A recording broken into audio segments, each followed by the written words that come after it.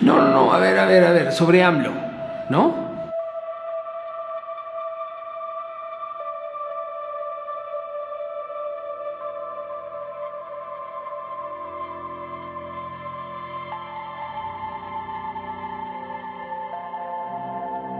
No, hombre, AMLO no es ningún pendejo. O sea, cumplió una función muy importante, que es señalar los errores de lo que no estaba funcionando. Para adelante, no hay tanto plan, pero entiende y es el único actor político que tuvo el valor para diagnosticar sin pelos lo que había sucedido de una forma en que la población lo entendió e hizo conciencia. Todo lo que había antes estaba equivocado, tampoco. Pero era tan rígido y tan dogmático, y sigue siendo, que se necesita un movimiento de esta fortaleza para que la gente empiece a decir, oye, ¿será que esto no es universal?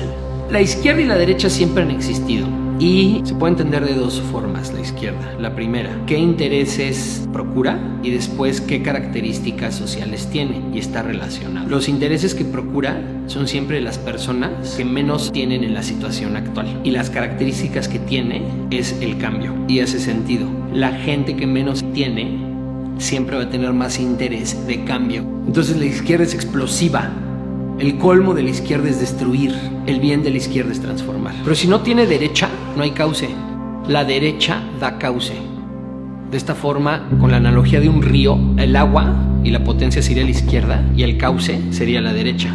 La derecha, ¿cuál es su colmo? El colmo es evitar cualquier tipo de movimiento. Un cauce en extremo no es un río, es una presa o una alberca. Una alberca es un cauce por todos lados y genera estancamiento y putrefacción. Pero entonces te tienes que preguntar, entonces, ¿dónde entra la sociedad? Existe la sociedad porque si está Adán y Eva solos en una isla, se van a dar cuenta que juntos construyen una casa más rápido que si cada quien construye la suya. La base de la sociedad es simple y sencillamente que los seres humanos creamos sinergia económica. Por eso la gente prefería ser esclavo en una ciudad que exiliado de la sociedad. Tienes más siendo el de hasta abajo de la sociedad que estando tú solo en el bosque, en términos económicos, aunque estés hasta abajo. ¿Por qué? Porque los seres humanos creamos sinergia. Y eso se puede ver aquí. O sea, ¿quién hizo este palo? Yo no tengo la menor idea. O mi saco, ¿quién lo hizo? Yo no tengo la menor idea. Nosotros no estamos aquí simple y sencillamente porque el individuo realmente no existe en el ser humano. Y no podemos existir de la forma en la que existimos, tener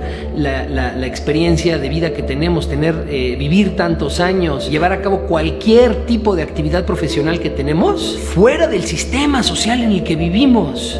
Ahora, ¿qué sucede? Bueno, ahí entre Adán y Eva, si Adán sabe algo que no sabe Eva, Adán tiene jerarquía sobre Eva, y viceversa. Si Eva sabe algo que no sabe Adán, Eva tendría jerarquía sobre Adán, pero esa jerarquía se acaba en el momento en el que se le informa. Si van a construir una casa juntos, entonces la casa va a ser producto de su acuerdo.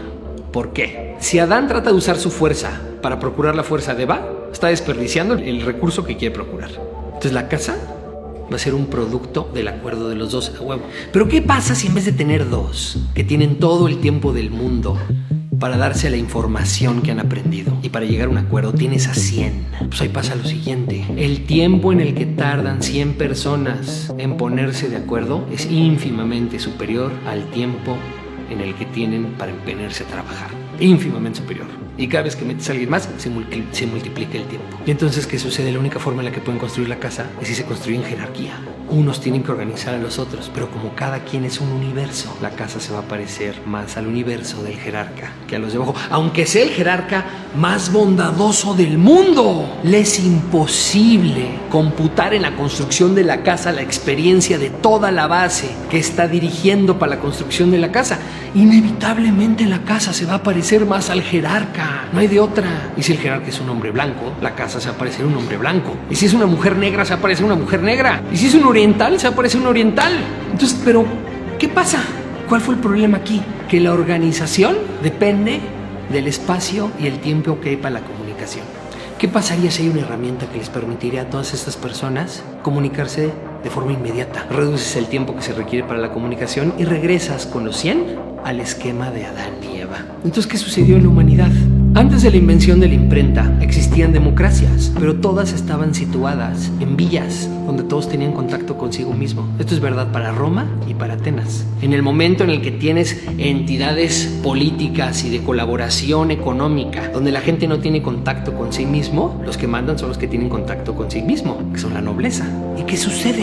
En el momento que la imprenta permita que todos estos tengan contacto con sí mismo independientemente de la nobleza, capitalismo, democracia liberal y ciencia. Y entonces se acaba el régimen del feudalismo y de la iglesia. Pero hoy, ¿por qué tenemos este problema que todo el mundo identifica como se nos está muriendo el mundo liberal? Pues por supuesto que se está muriendo el mundo liberal. Porque ahora tenemos comunicación masiva descentralizada y estamos en un proceso de transición. Y aquí se resuelve la pregunta que estás diciendo. Pero es que siempre ha habido jerarquías, sí, 100%, y la seguirá habiendo. Cuando estaban Adán y Eva solos, el que tenía más conocimiento era el que tenía jerarquía en ese momento. Y cuando lo compartía con el otro, se perdía la jerarquía, y así sucesivamente. Y con el feudalismo las jerarquías eran establecidas. Y con la democracia y el capitalismo de repente ya no están tan establecidas. Y los políticos cambian y también los capitanes de la industria. Llegan nuevas tecnologías. No está el dueño de Blockbuster, sabrá Dios, pero su lugar lo ocupó el dueño de Netflix. Pero desde este punto de vista es porque nos aferramos a tener certidumbre, más allá de la certidumbre que se puede tener. Nunca nadie en la historia de este universo ha tenido certidumbre a partir de este momento.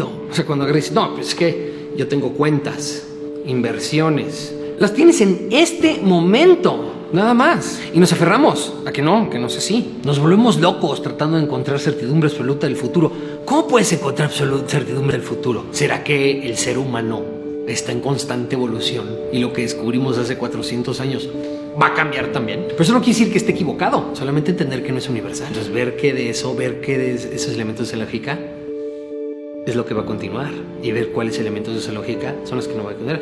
Y te lo digo en este momento, lo que no va a continuar es la certidumbre. Al ser humano hoy le saca mucho de onda que existan cosas que están fuera de su comprensión, fuera de la comprensión del mundo, de la ciencia y del mercado y del Estado. Eso ya se va a acabar. Se podría estabilizar el mundo en una nueva forma de organizarnos, similar a la que teníamos antes, pero más dinámica, más participativa, donde hay menos barreras de entrada a los mercados, donde hay menos barreras de entrada a las decisiones políticas, y eso se podría estabilizar por muchos años y la gente volvería a crear una certidumbre falsa sobre eso, hasta que vuelva a llegar una transformación tecnológica, social y quizás espiritual, y boom, se vuelva a caer eso. O sea, la gente que quede que Trump, Bolsonaro, Brexit, Andrés Manuel López Obrador, Podemos, son nacionalistas o que podrían compararse con movimientos como el fascismo o como el comunismo o como el socialismo de Estado, están equivocados. Es otra cosa completamente diferente. Lo único que hacen es que cuestionan el sistema, pero como son antítesis, no tienen ir para adelante. Se enrollan en discursos que son imposibles de aplicar, pero tienen un valor muy importante, que es señalar las contradicciones del sistema. Si no señalas las contradicciones del sistema, no puedes avanzar para adelante. En ese sentido, todos esos movimientos son de alguna u otra forma transformadores. Están rompiendo el cauce que existe para que quizás después llegue otro cauce, pero todavía nadie tiene una propuesta de para dónde ir. O sea, ahorita en el mundo occidental nos encontramos básicamente con dos planteamientos generales. El primero es lo que se podría llamar la oposición tradicional, que no entienden lo que está sucediendo, tienen una formación que nació obviamente en el liberalismo, no tienen otra forma de entender al mundo y creen que lo que está sucediendo debe ser nada más un paréntesis y se reestabilizará esto otra vez con lo anterior. Los otros identifican que lo que sucedió ya se acabó, que ya es obsoleto, y lo señalan constantemente, y en eso tienen claridad. Dicen, a ver, aquí hay un tema, corrupción, o la globalización no está funcionando bien para este sector de la población, ¿no? Como podría ser el trumpismo o el movimiento Brexit en el Reino Unido. O sea, esto no está funcionando para estos sectores de la población, pero no tienen idea cómo ir para adelante. Esos son los verdaderos dos bandos que existen. La oposición tradicional está atorada en el primero, y por eso en preferencias electorales no crece. Pasa algo que no pasaba antes. El movimiento antisistema, durante el sexenio de Enrique Peña Nieto, le generaba preferencias electorales al proyecto antisistema, Andrés Manuel López Obrador. El movimiento sistema, hoy, no le genera preferencias electorales al PAN, nada más genera un hueco de preferencia electoral. Entonces ahí las mismas mediciones te dicen qué es lo que está pasando. La gente entiende que no se puede regresar a lo de antes, pero no saben para dónde ir. Y le sigue ganando los que están señalando el pasado, que el pasado en términos electorales.